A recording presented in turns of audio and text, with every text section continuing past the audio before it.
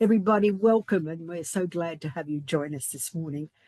Some of us encounter difficult family stories in our research. How do we tell these stories in a way that honours the memory of that person and teaches future generations something about their past? Perhaps today's guest can give us some ideas. Anna Zahalka is one of Australia's leading media artists, known for reimagining iconic imagery to challenge ideas of identity, culture, and the environment.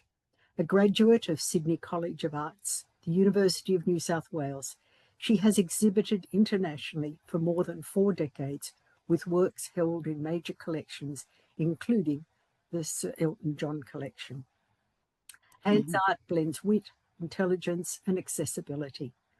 She restages historic portraits and photographs to tell alternative narratives, from interrogating colonial imagery to weaving in her own family history.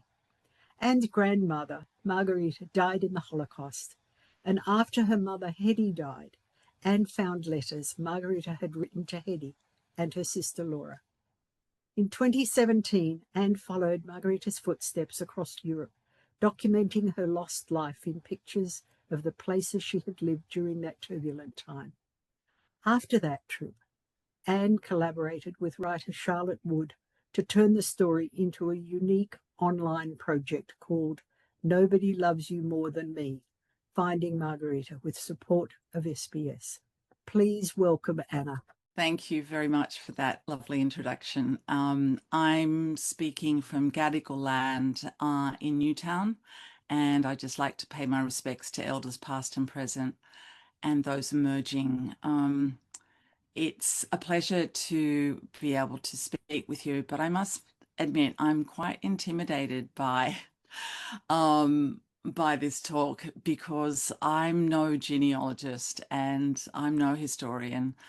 And in sort of trying to reconstruct this story of my family, I've had to kind of delve back into the archive, and it's ended up turning into an artwork itself. Like, my PowerPoint has had a lot of invested time go into it, and I just hope I'll do it justice. But I thought I'd give you a little bit of background to myself. I am first generation Australian. My parents migrated here in 1950.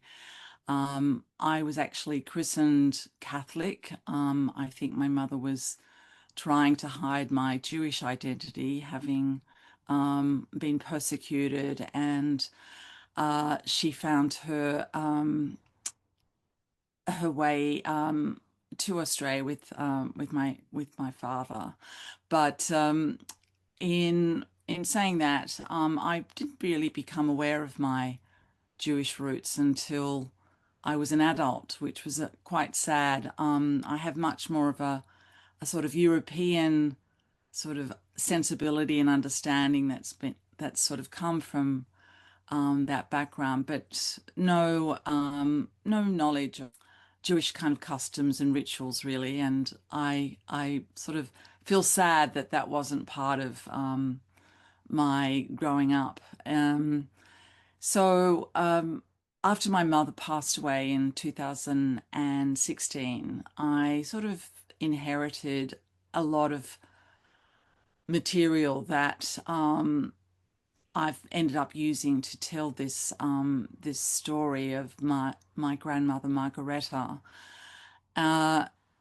She ended up living in the Montefiore nursing home in Randwick for the last 10 years of her life, and there was items that had been moved and boxes into a sort of window seat in the nursing home. And at one point she'd said, "Oh, we must go through that material." But we never did, sadly. And later I found this collection of letters, which I'll speak of later, that were written by her mother after they were separated. This was a collection of things that I put together to actually create a catalogue cover for a show that I had in Prague. I was doing a residency there. And it includes the portrait on the bottom right-hand side of my grandmother, Margareta, And it lies on top of a small pink deportation card, which was actually found in some archive drawers, like little kind of tin drawers that were in the Prague Jewish Center. And I met somebody who was able to show me through these, and amongst it, I found this deportation card, which was quite sort of harrowing to find. This kind of it had been, we'd known that she'd been sent to Łódź, but we don't know in fact how her life played out there. Um, the other material is, there's a book here which is a recipe book that was given to my mother when she left on the kinder transport, and just some images of the cities that she'd lived.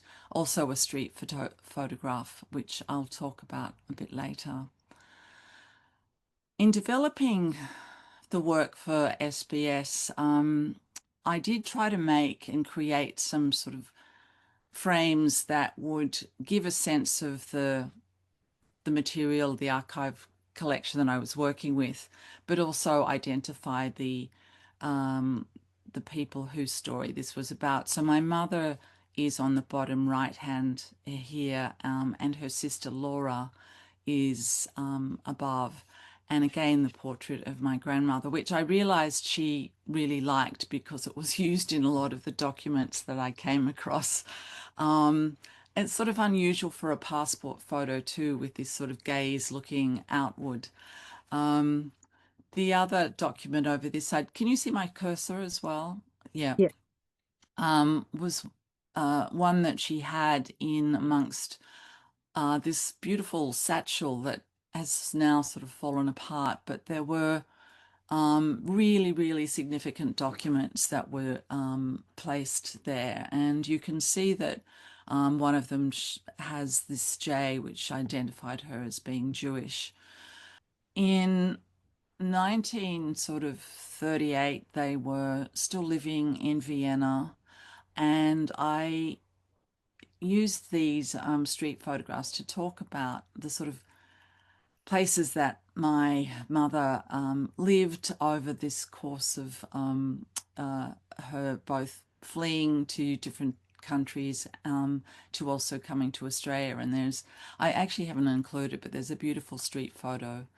I'm not sure if you all know the tradition or the phenomenon of street photography, but they were taken by commercial street photographers on city streets. The people passerby was handed a card with the kind of film frame number, and you could actually go and purchase that image later. They became a sort of real nuisance, in that they were like sort of spruikers, but I did find them extraordinary kind of images to capture this sort of background street scene, the kind of the gestures and poses of them. And it was a very sort of candid way of seeing them, very different to a studio portrait. This page is from an album. So my mother was able to salvage a number of things before they fled Vienna, and including this collection of diaries, a little sports certificate ID photo of her with some medals. She was a swimmer for the Hakoah Club, and she was really, really passionate about it. And she actually had, achieved quite a high sort of rank in terms of her swimming, but she was too young to be selected for the 36 Olympics. But there were a number of Jewish swimmers that were selected, and because of Hitler having, not actually, the Anschluss hadn't happened then, but because of the treatment of Jews, they refused to swim for him. I think it had been It was the 36 Olympics, wasn't it? Yeah. But anyway, some of her friends who were eligible had their records destroyed because of this position that they took.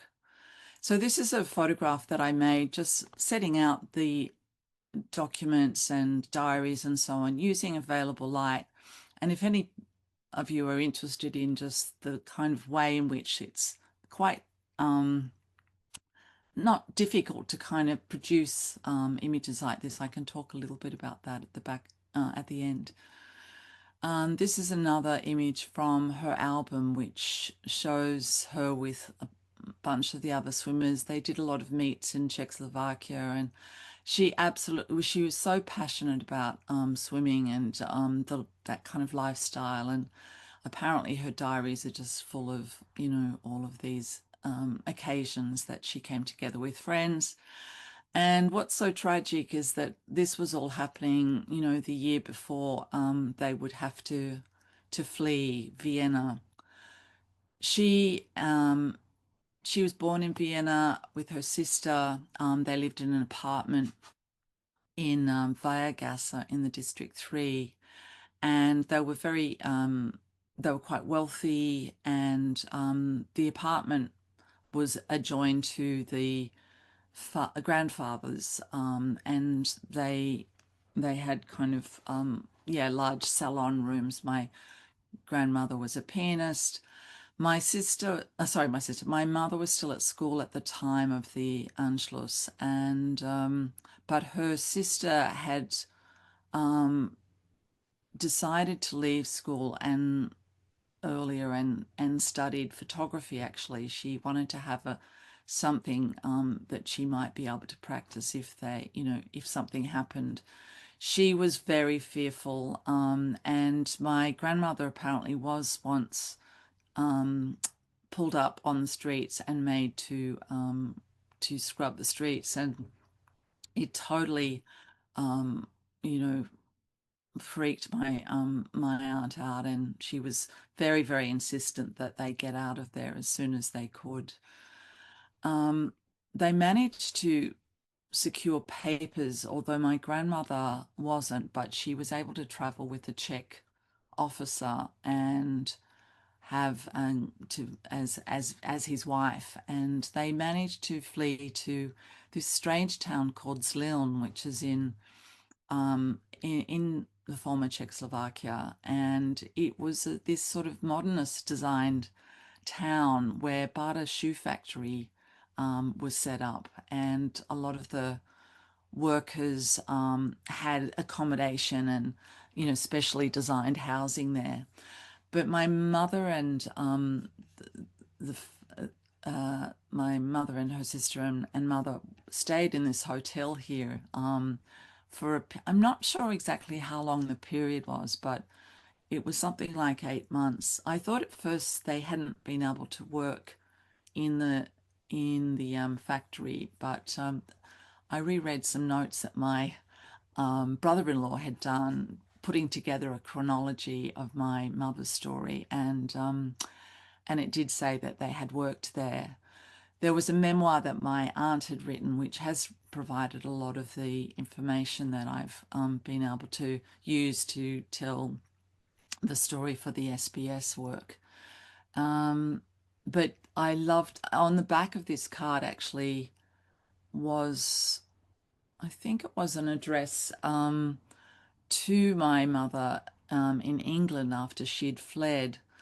But they did have a period of living in this spa town called Luachovice, I think it's pronounced.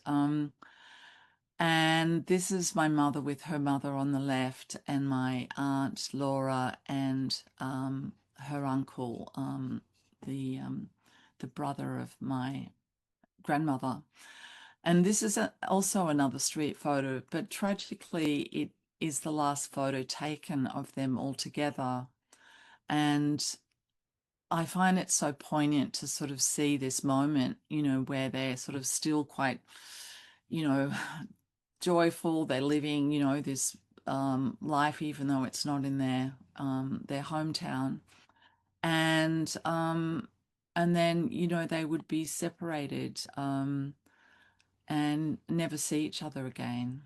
My mother was able to secure a place on the kinder transport, and it was actually Barbara who discovered that she was on the very um, famous Nicholas Winton transport. And my mother had spoken about having this sort of assisted passage to England, and she'd also talked about this the fear of parents sort of saying goodbye to their children on the platforms, and it was the most sort of traumatic thing.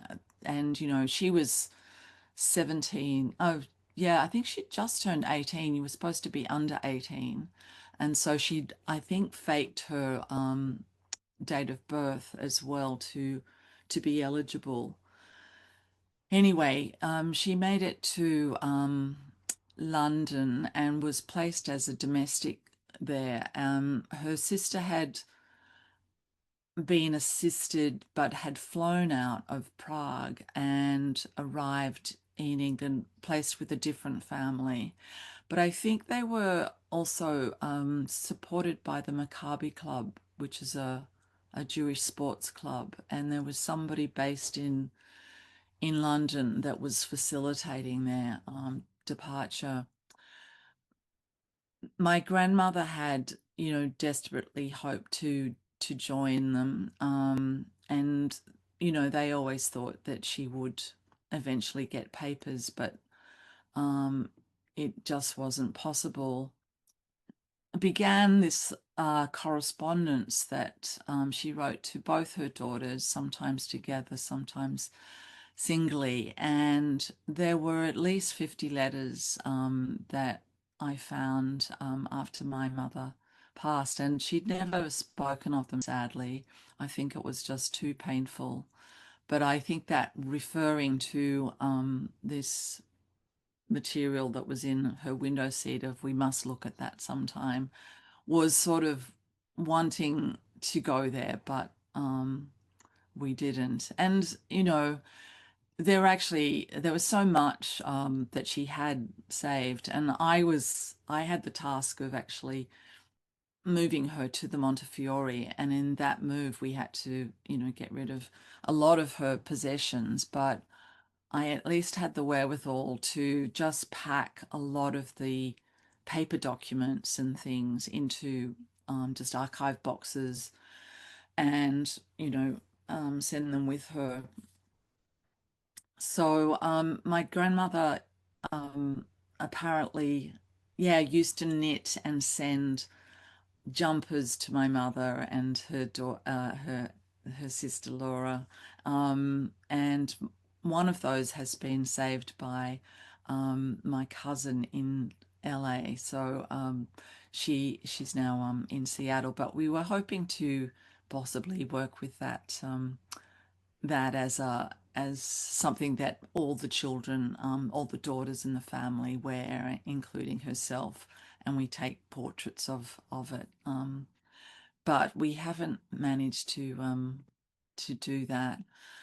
So just returning to the time that my mother sent to England, she sent to a family in a quite sort of poor working class suburb, I think called Croydon. And on this postcard, it has the address of the house. And I found myself actually trying to find if that house still existed. And I got to this street, and it was strangely sort of blocked off at this, and then it sort of elevated up to another thing. So I never got to see that the house that she'd been initially sent to. Um, I think there was a child there that she had to look after, and she was only a very young girl, and no experience, had a pretty privileged sort of upbringing. She brought all the possessions that you were allowed to bring on the kinder transport. There are kind of lists, and in fact, I didn't recognize it at first, but I have found one that itemizes all the things that they took. Um, and yeah, so she was there, and her sister was in another part of London with another family. And they stayed there until for some time. I think they moved to another home and then eventually got some house with an aunt in London. And during the bombing, my mother would spend time in the underground. She had a little spot that she would go that she felt really comfortable. And but Laura, her sister, was really, like freaked out by it, and she sort of ended up staying in the house, I think, or yeah, just finding other places. But she wasn't prepared to sleep in the underground. But they did actually come back to their house one day, and it had been bombed. And amazingly, the suitcase that contained a lot of this material had survived, whereas a lot of the rest of the house had been destroyed. A lot of the what we'll call enemy aliens who were in London during the bombing, I think, had to be sent out of the city, out to the countryside. And she and Laura end up moving out to Leamington Spa. My aunt pursues this photography career, and she works in a studio. And this photograph, portrait, was actually used in an exhibition in London of refugee photographers. She didn't become known. She ended up working for the American Stars and Stripes, but she was in Germany following the war and saw all the devastation, and she remained there until she met her husband. My mother was living and also working in I think she was doing retouching for a period in a photography studio. So, but she also worked in a clothing factory. And this picture here behind is another street photo of her with her friend, who was one of the swimmers, Lutzi Gordian, who's was in ended up in Melbourne. This was around the time that my mother meets my father, and he was a Czech soldier, well, a Czech who had escaped from the occupation of the Nazis, and made his way to England and joined what was called a Free Czech Army there. And he he ended. It was actually the town or the city where the famous assassins of Heydrich were stationed. And they were also, Czech parachutists. And anyway, interestingly, I found my way to Leamington Spa in trying to retrace where my mother had lived, and I met with a historical society there, and we had lunch in the house that she'd been living in, because I had the address that letters had been sent from my father to her, which she'd kept. So that was quite extraordinary. And then eventually my mother and father marry, and but at the same time, my grandmother is left in Czechoslovakia. She moves to a town which is called Urecky Ostro, where her aunt and uncle live. And they're all living in the one house, and she's sort of living in the lounge room, and she sort of finds life pretty unbearable, but she's at least with family. And she accounts she is that the right word, accounts for this moment where the Gestapo come and go through all of her things. This isn't actually a photo taken at the time, but one I found. And she, it was like 6 hours of them being there, and she writes to my mother about this experience, and that she'd tried to sort of disguise where, her daughter was, and But and also I think they'd look through jewelry, and I'm not sure if things were confiscated, but you know, it was a very, very distressing experience. And yeah, so to think that that was sort of all happening around the time that, you know, my mother might have been getting married, and, you know, she was having this new life. And I made this kind of pin board. It's actually a photograph of this material about my father's sort of military history. There's a CV here, some of his medals that he received, the marriage wedding certificate, because I felt in the telling of my grandmother's story, my father really hadn't had much of a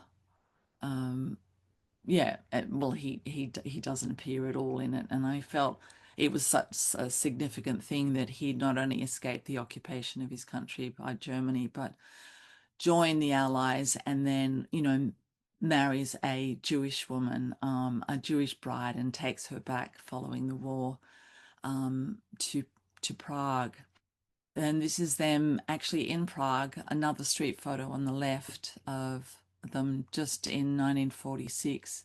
He kind of returned a hero, having, you know, fought with the uh, Allies, but very soon as it started to turn and the farms became collectivized, and there was a real threat that he would be imprisoned. And in 1947, my sister is born, and it's not until like the end of that year that my mother is able to flee or leave with the daughter, but my father has to actually escape for a second time and makes his way to meet up with her in, I think it was in Germany, yeah. But he does make it, although he has to bribe the guard on the border, and he loses all of his possessions, and all of his whatever money he had. The work on the right is actually part of a series of 20 handkerchiefs that I developed as a project with another artist, Sue Saxon. And it uses embroidery of words and images that tell this story of exile and finding passage to Australia. But I've just used a few key ones, which I, you know, define kind of moments in, you know, having to leave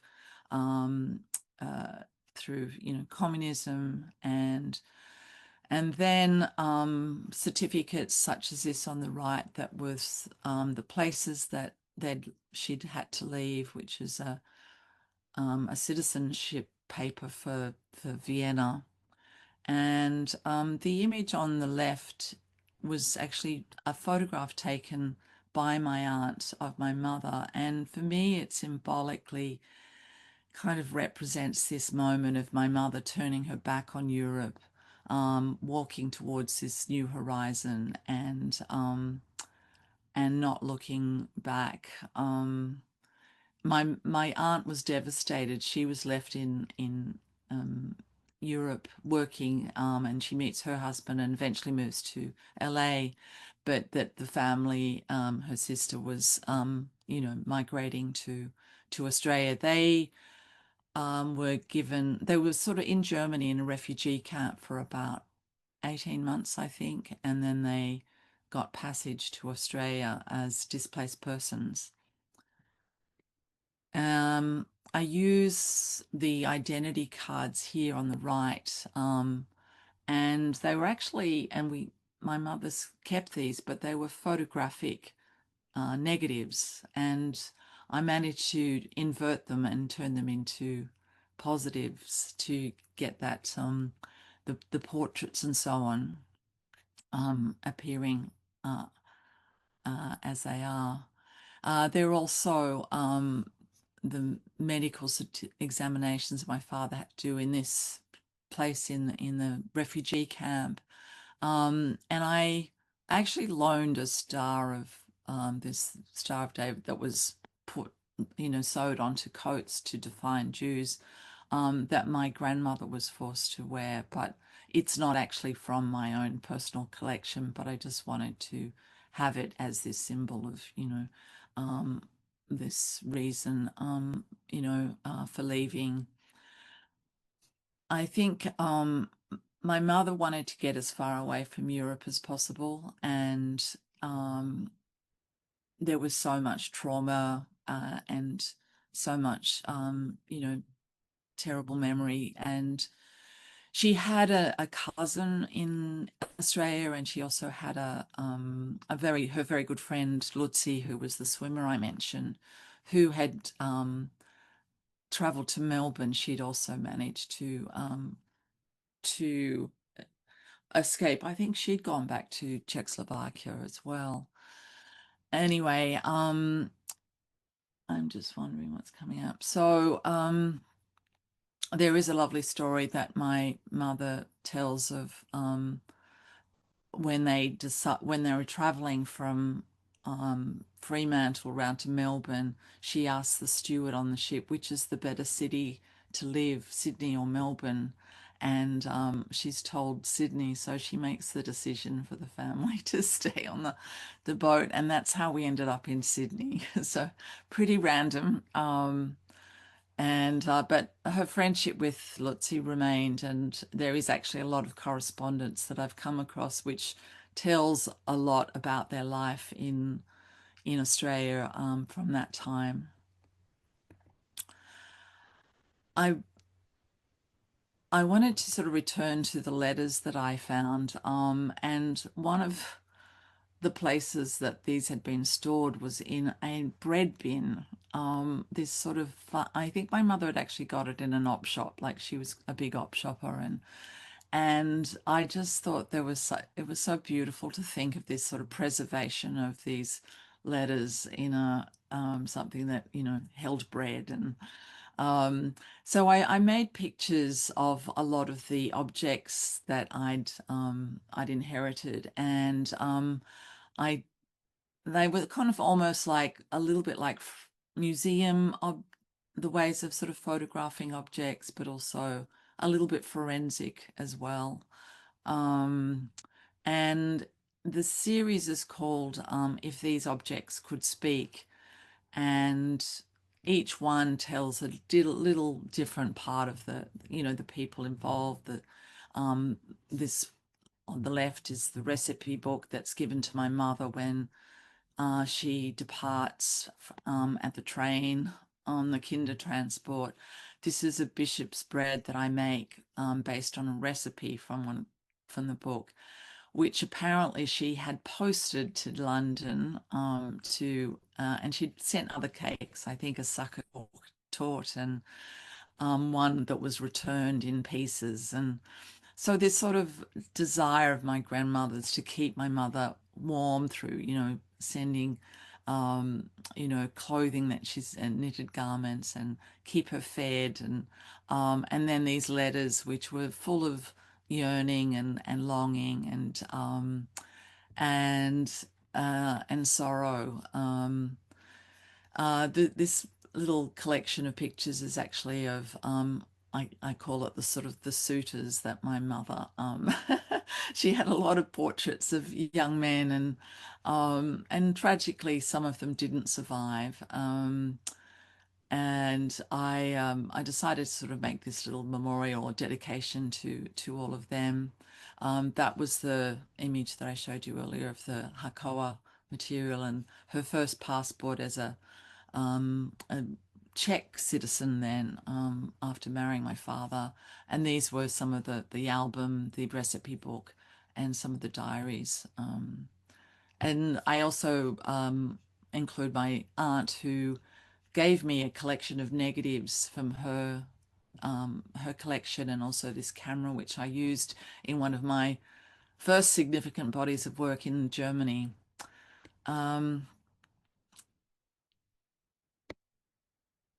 But in returning to the story of my grandmother, I was fortunate to meet somebody whose father actually was the head of this Jewish community in Prague. And that's where I found that small deportation card. But he was also able to just look at this victims of the Shoah from a database in Czechoslovakia, which in fact had three documents. I've only got one shown here, but it showed where she was living in Prague, and it led me to also be able to find out. So after she'd been living with her aunt, she moved to Prague to be on her own, actually, to get an apartment, and it was still safe at that time.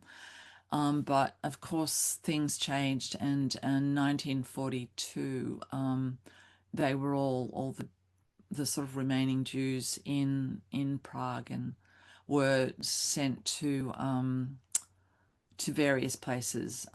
But this is the interior of that apartment, which was a sort of 40s or 30s building.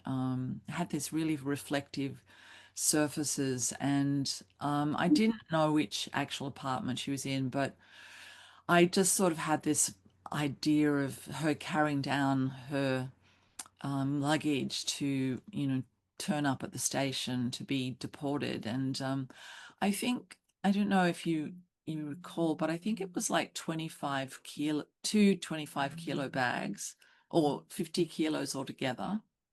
Can you imagine how much that is? And like I take a 25-kilo bag away when I travel, but to think, she might have been carting these down. They didn't have wheels at that time.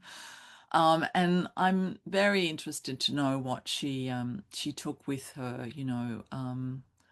It's believed that, they often took, precious things and cutlery, and but they had no idea where they were really headed.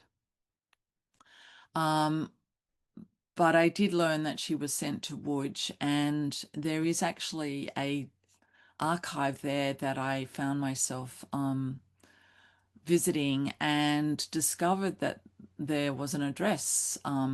I was imagining that it was like a camp. I mean, the Łódź ghetto was pretty brutal, and but it was a city. It was a manufacturing city of all of this Manchester, linen and textiles, and run by a lot of Jewish uh, owners, and it was, yeah, and the Jews ended up. I mean, I learned a lot about Łódź, and there is an incredible book, and also there was a record of daily life in Łódź, made by some of the Jewish prisoners, and it recorded the number of people born, the number of people died, suicides, deaths, and also the weather, along with what was happening economically in the city. And but I was interested. I looked up actually what the day I had the date of the arrival of the train from Prague, and I had imagined originally that she was sent in a cattle train, but it turned out to be a very civilized train that they were playing music on, and it was a passenger train. And then they were basically sent to various parts of this ghetto that had been established in Łódź. But I learned a lot also from this book, Memory Unearthed, which was a photographic record by Heinrich Ross, and he photographed daily life in Łódź. And it has this extraordinary, from the workplace of and the various jobs that people did, to the sort of so-called hospital, to the mortuary, and to a whole range of things. And through it I was trying to find my grandmother and discover what she might have done there, because she apparently did survive till the very end of till the liquidation, and but this was the building that I found the address of, and with the assistance of, there's a very good Jewish it's sort of a museum but archive there that helped. Yeah, there was a translator that could come with me, and we actually knocked on the door and got into the building, and trams sort of passed by, but it was a very eerie place. It had this strange Escher-esque sort of staircase at the very top. And these were the steps from the ground floor in, and just a view out. But again, I was just imagining her walking up these steps. They were quite worn, and uh, some of these pictures get used in that interactive that I made, but it was a yeah, there were so many pictures that I did take, and I wasn't sure how to tell this story, but it was important to actually at least try to see the places that she'd been sent to and understand what her life might have been like. At the liquidation, after the liquidation, she apparently is sent to Auschwitz, and there is a sort of an account in the memoir of my aunts that witnessed her there by somebody that had been living in Łódź, and she talked about how devastated my grandmother had been when her husband was taken away. And her husband was a man that she was late married to. She'd had a terrible divorce early on, and so she was on her own when she left um, uh, Vienna with my mother and so on. But later, when she's in Prague, her brother she still doesn't have papers, and he tries to organize a marriage. And it turns out to a Russian Jew, which didn't save her, and they were both sent to Łódź. But I think she really cared for him and was happy with him. And that gave me some comfort to know that she had somebody. But the account of this woman who sees my grandmother, who is like one of the last selections, she's sent to the gas chambers, but this woman survives through the fact that she can't get a ring off of one of her, daughters or something. And anyway, my aunt meets her many years later, and that's the only way we actually know that she perished in Auschwitz, from this testimony by this friend, because there were no records kept towards the end of that period of the Lodz ghetto, the Łódź ghetto. I had the good fortune to be able to develop work, and some of which I've shown you, with another artist who has a Hungarian background and similar, second generation Holocaust survivors. And, we had this exhibition at the Sydney Jewish Museum, and were really supported to allow this work to develop in whatever way and however we wanted to tell the story. I'd actually made the work Finding Margareta, which was the SBS interactive, but it wasn't a suitable way of showing it in a gallery. But I had the ability to show some of the objects as well as these photographs that I made. And this is Sylvia assembling a beautiful work she made of a lot of the linen that was kept, with objects that she'd placed inside as sort of that peek out of this sort of archaeology of memory. And I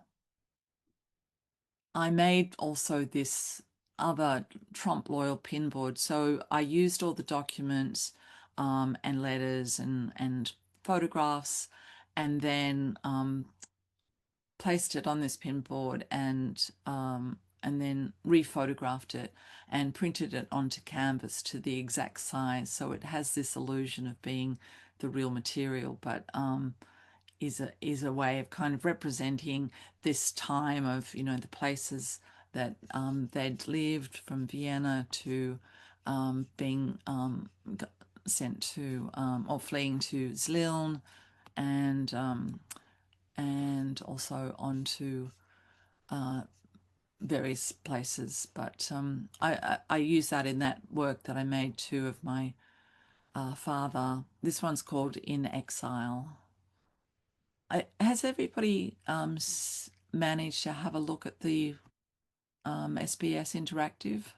This is the link anyway to it. Hopefully you'll have an opportunity to have a look through it, but you'll see some of the material, such as that pink little deportation card and other photographs I've shown. But it's a really beautifully written story by Charlotte Wood, based on this journey that I make to uncover what happened to my grandmother. And you know, I did travel from Prague to Poland on a bus for, you know, 9 hours or something, and found myself, you know, in these places, and it was an important kind of trip, but it was pretty harrowing.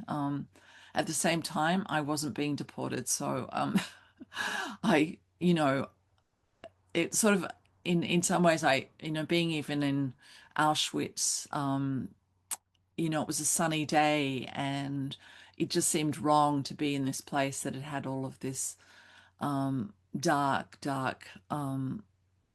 history, that, you know, it was a difficult place to even represent. I did make a lot of pictures of the buildings and some of the interior of the rooms that people were sent to be gassed.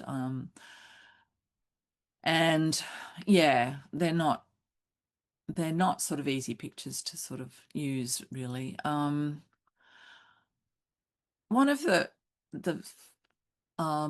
projects that I set myself was, once I'd had all the letters translated, I wanted to try and really understand and try to connect with my grandmother writing to my mother. And I transcribed these letters, and I made one video of writing one of the letters, and it's edited down because it's actually a really lengthy and laborious process. But, you know, it's all of the, you know, the words, like uh, my dear my dear little one, you must have had dreadful hiccups yesterday because I was thinking of you every minute of the day until the hour of your departure. So this was like just post her having left.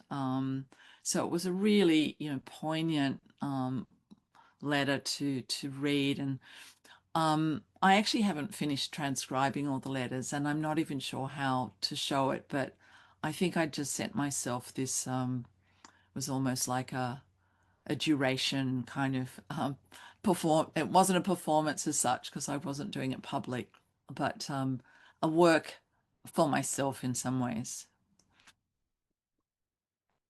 One of the things I found amongst my mother's possessions was a small sort of cellophane bag with my hair from when I was quite little. And I like to tell this story, but my mother was very pleased that I had blonde hair, that I wouldn't be identified as Jewish. And really, you know, she had hidden her Jewish identity to some degree in coming to Australia. It took a while before she really even identified with, not identified, but you know, belonged to any Jewish community.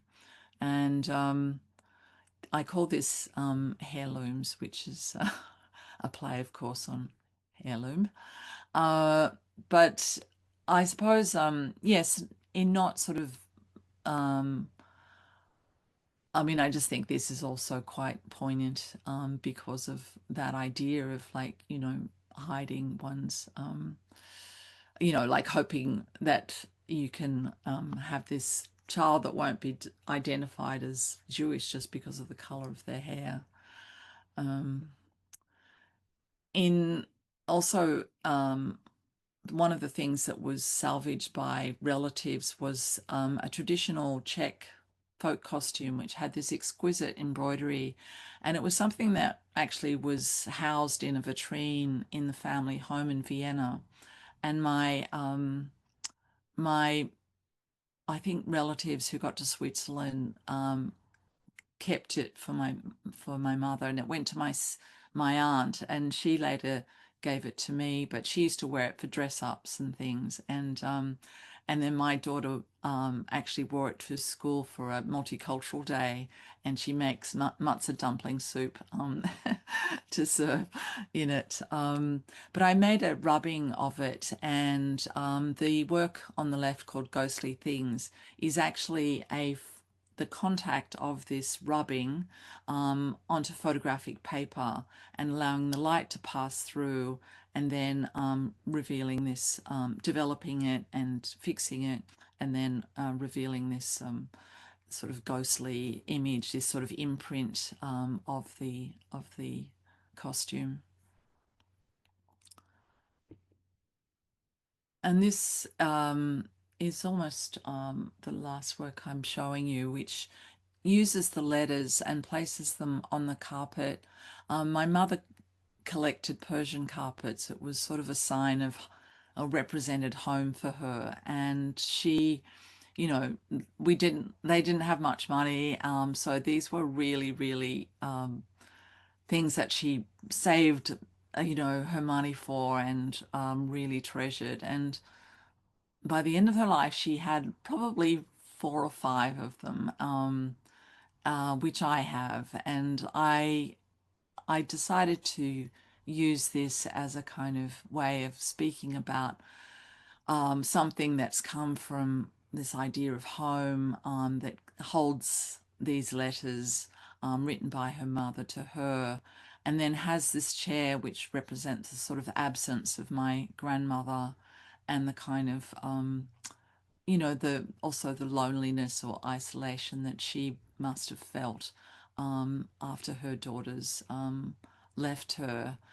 I also have that image of the pinboard to the right in the background. So it keeps the letters within the sort of border of the work. I've shown it in different ways. I've shown the letters just in small piles, and some on the seat with stones holding it down as a sign of what you leave at a Jewish grave to signal visitation and also permanence. So yeah, that's just some of the ways I've created work around this inherited story and material. And this is one of the rooms that looks like that now. I've been making an album for my sister, and I really haven't put all the photographs away from and all the documents into the holders that I'd originally developed, created. But yes, I'm lucky to have 2 rooms. So this room I'm sitting in is more of a sort of office storage. It has this is part of my what I call the Kunstkammer, which is the room of art and wonder. And I've recreated this room in the exhibition up in Grafton, not Grafton, Tweed. I hope that wasn't too rambly, and but that's sort of some of the ways in which I've pieced all of this together. And I'm fortunate, I think, in that I can make work from it. I don't know what's going to happen to all the material in the end. I feel that some of it might go to the Hakoah material, and the diaries might go to the Vienna Jewish Museum. I'd love to take any questions or comments. Yes, Sarah. Yes, my late husband was a kinder transport child, and he went to England. He had some experiences similar to your mother's, but he was from Germany, and he was 16, I think, when he went to England, and he went to stay with someone who was supposed to be an uncle who was a doctor, and my husband had been studying English, hoping to go to Cambridge University to study medicine.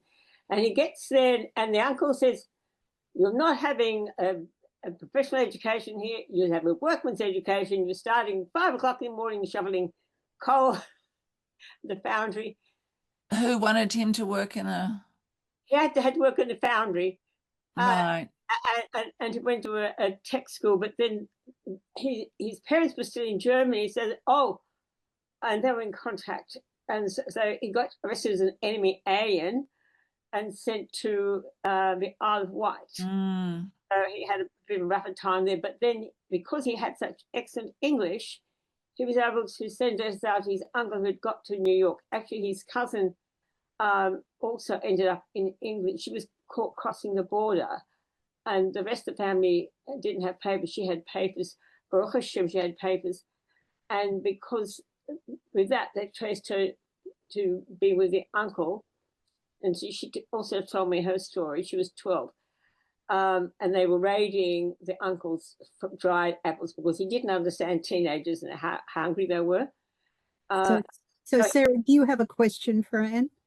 I just wanted to say that the situation of being in the underground during the Blitz, my husband had that because he was let out to go to America because he got letters out to his uncle. Yeah. So there's a very common experience, I think, with kinder transport kiddies who had things like your mother and my husband. No, it's I would have loved to have known that my mother had been on that particular transport, because they have reunions, and now I mean, she didn't know that she was on that one, but in that making of that film with Anthony Hopkins, they it was based on that This Is Your Life, I think. And anyway, there is a group who do get together, and I have been in contact with them, and I would like to sort of pursue that, and you know, as the surviving generation, it would be good to keep those relations alive, and that link. Yeah. Any others who'd like to join in this conversation or make some comment about this morning's talk? I'm sure it's quite a familiar talk, really. Not perhaps in the way that you have done it. I think Right. the way in which you've presented it is very different. Is it helpful to see the images? I think it's very thought-provoking as to how best to do this. Yeah, good. Or another way to do this. Not that it's a better way, it's a different way to do it. Danny would like to add. Thank you, Anne. That was amazing. I just wanted, it's again a comment rather than a question, just for the audience, that a lot of your artworks obviously are very professional and very exquisitely beautiful.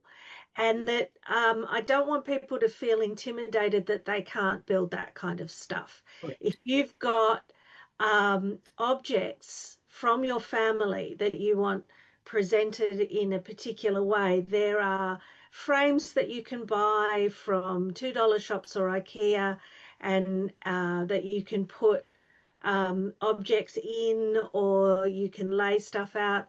And if anyone is interested in us doing a workshop, a practical workshop where you can bring things and we can actually create little heirlooms like that, let us know and we will organize something.